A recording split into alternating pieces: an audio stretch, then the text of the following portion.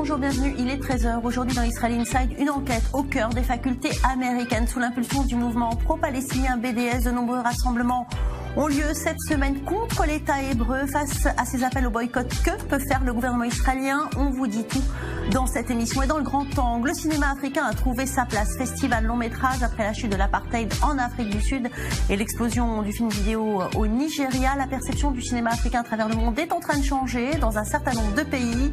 Des cinéastes émergent dans cette émission Immersion totale dans un univers encore peu connu, mais qui mérite de l'être. Vous allez le voir, mais on commence tout de suite par les titres de l'actualité.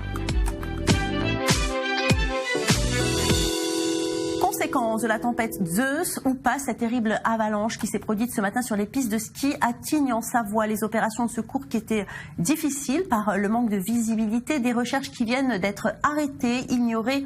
Aucune victime. Et le mauvais temps qui prive aussi 20 000 foyers d'électricité encore ce matin, notamment après le passage de la tempête Zeus qui a balayé la France avec des vents d'une extrême violence.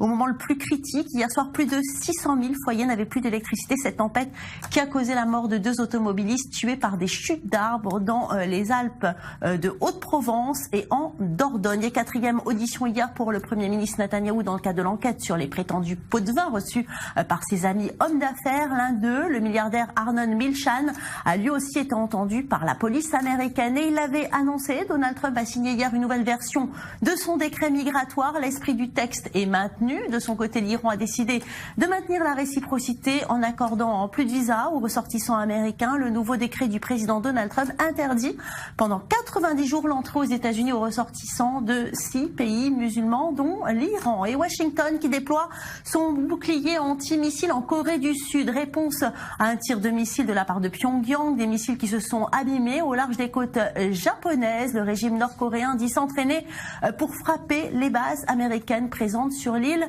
Nippon.